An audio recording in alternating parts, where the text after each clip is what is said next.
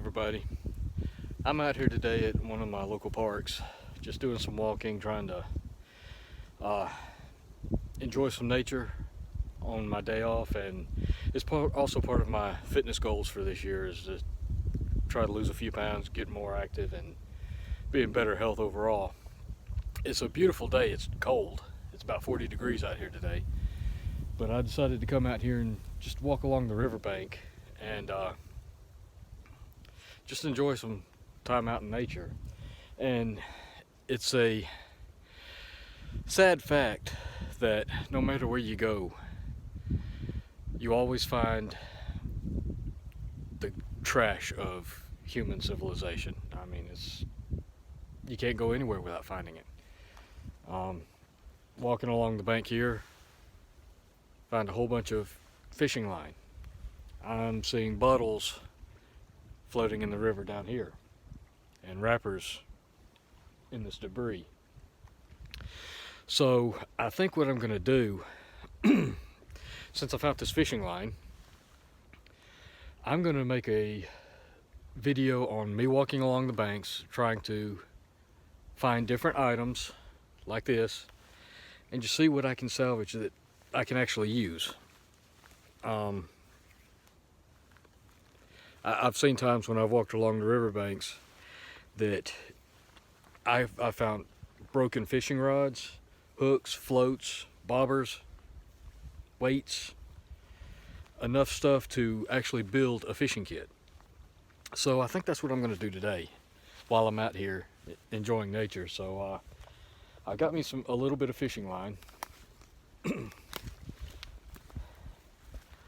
I see some bottles out there that would make some great floats. See that little bottle right over here? But I'm not even going to try to get to that because that's way out in the water. But I'm sure, for example, Trolling spar wrappers, I mean that could probably work as a shiner, as a lure. So I'm just going to walk along here for a little while and just see what I can find. I may not be able to find anything, but I thought it might be fun to try to see what I could come up with.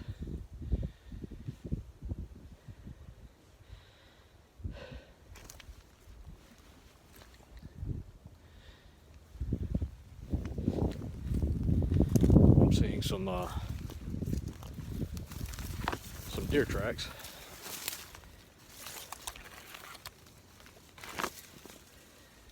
But not much else.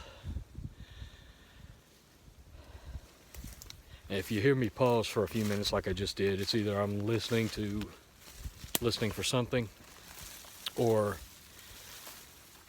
there's a speed hiker walking past, which is what happened just a minute ago. Oh, here we go. Looky here. You can fix that up for a jug line attached to a tree. And I'm not one to leave trash in the park. So I'll take that with me. Oh, here's another one, unfortunately. It's amazing what people will throw out at random. I'm gonna put these in my pack so I can tote them out. But you know, these could be used. You can use a plastic bottle actually to boil water. You just have to be very careful about how you do it, so that the bottle doesn't melt. It's a tricky process. One I've never tried before, but I've certainly seen it done. So I'm gonna pause the camera, put this in my pack, walk on a little way, see what else I can find, and get back with you. Here's a quick tip for you. If you're ever in the need to start a fire using a flint and steel, a ferro rod, or anything of that nature, you need to find some tinder, and sometimes that's a little easier than it sounds. But one thing I found here that I wanted to show you was some dried grasses. I'm not sure what type of brush or grass this is offhand, but these leaves have almost the feel of a toilet paper almost. It's not very stiff, it's really soft. You can grab you a handful of these. So what you want to do, wad it up, crush it, break up the fibers nice and small. And clear some debris right here. My Grandway knife here has a little fire striker in it.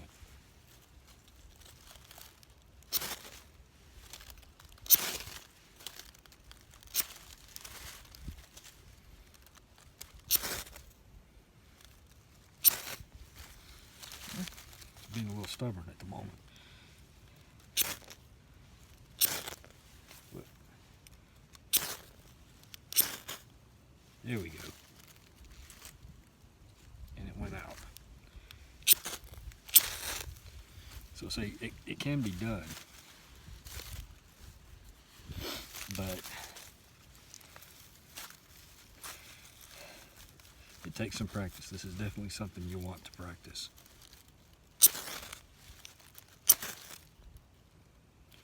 There we go.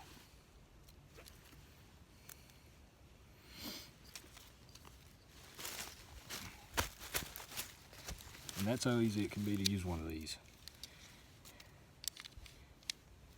It takes a few tries, but you can eventually nail it.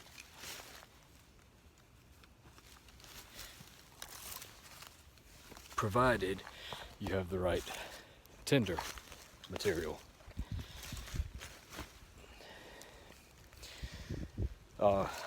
Like I said, sometimes that's easier said than done though, because if it's really wet, you have to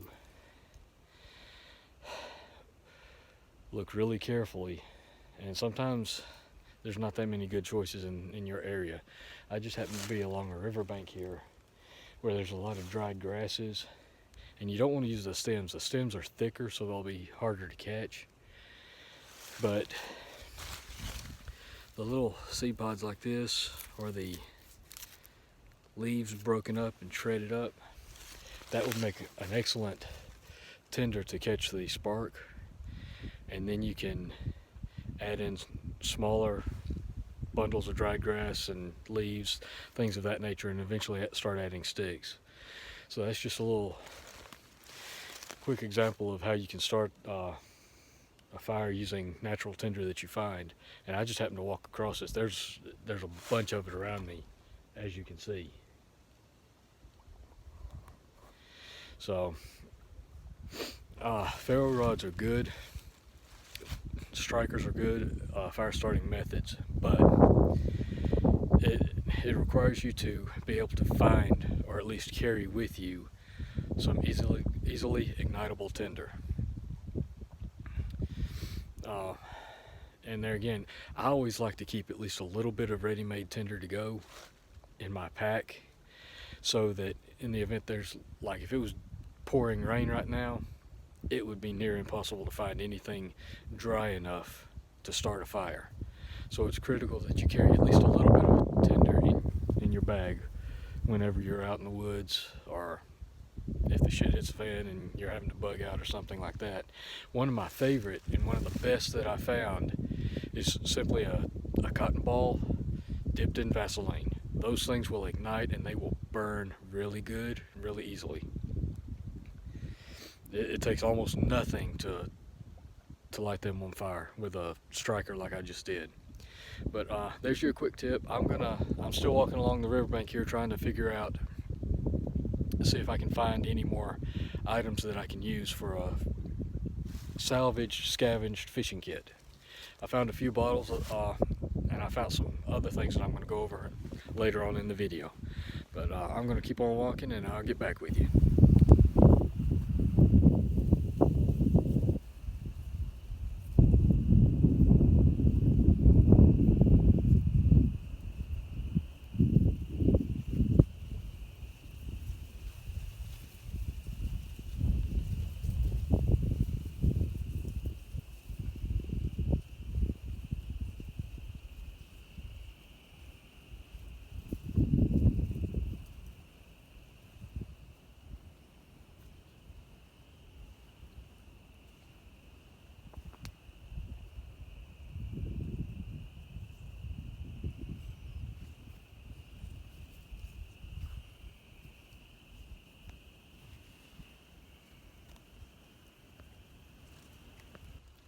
Alright, so I'm here at a park table beside the river taking a break. It's about 0.6 miles into this particular trail, and I wanted to take a minute to go over some of the items that I found,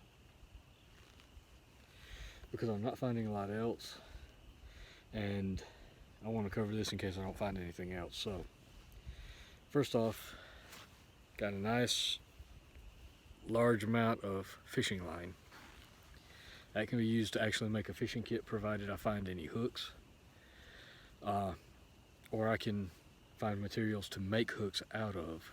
That's always an option.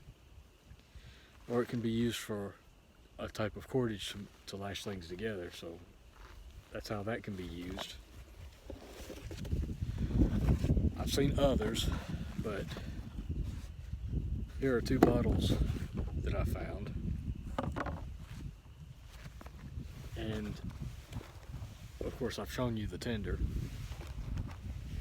One of the other things I found is there's a ton of this lichen all along this riverbank. It's all over the ground, all over the trees.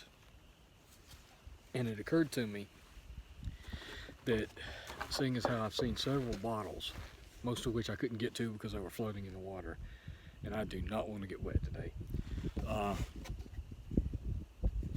But one thing that occurred to me is an improvised water filter. Now the way you would want to do this is you would want to cut the bottom off the bottle. You would pack it with a bunch of lichen and grass down here. You would want a nice thick layer. You would want some small rocks. Then you would want some sand. And you'd want to leave a little bit of headspace. Then you could take and either use your knife to drill a hole in this cap here, or just unscrew the cap. And you can take some really dirty, nasty looking water, pour it in here, and it will filter out the majority of the debris. Now, it won't get it clean, it won't get it pure, but it'll remove a lot of the debris. You can also achieve the same thing by using a bandana in certain situations. But that would remove the debris to make it easier to purify it from that point. From that point, you would want to boil it, which is why I highly recommend having a tin cup in your bag, a tin or a metal cup of some kind. Most military canteens come with a cup. You want metal so that you can boil water in the event that you run out of purification tablets or you just don't have any to begin with. Provided you don't have a metal cup, I have seen people take a bottle, and I'd want a cleaner one than this to do that, and simply take the cap off of it. You would tie a string around this neck here, build a tripod, hang it from the tripod, and suspend it over a bed of coals. You wouldn't want to do it over direct fire, because the fire would obviously melt the bottle. Fill the bottle with water, and as long as it's over those coals, that water will heat up and eventually start boiling. Now, the key thing is that you have to have it full of water. The heat cannot go past the level of water, otherwise the plastic will immediately start to melt. So it's a tricky situation, and the bottle doesn't always last long. I've never done it myself, but I have seen it done on occasion. Another thing these bottles can be used for, with the fishing line, you can tie, if you have a hook, or if you make a hook, you can tie the line to a tree branch, tie this as a floater on the end of the fishing line, and have your hook suspended a little ways below that, so that you can use the bottle as a bobber, basically. And you'll know when you've got some fish pulling at your line. I'm sure there's other things besides just storing water besides that these could be used for. So if you're ever in a survival situation, always keep your eyes open for things that can be useful. Another thing I found, a aside, like I said, aside from the tinder and everything that I showed you how to collect. I hear some people talking. There's a lot of reed in this area, and I cut a small section.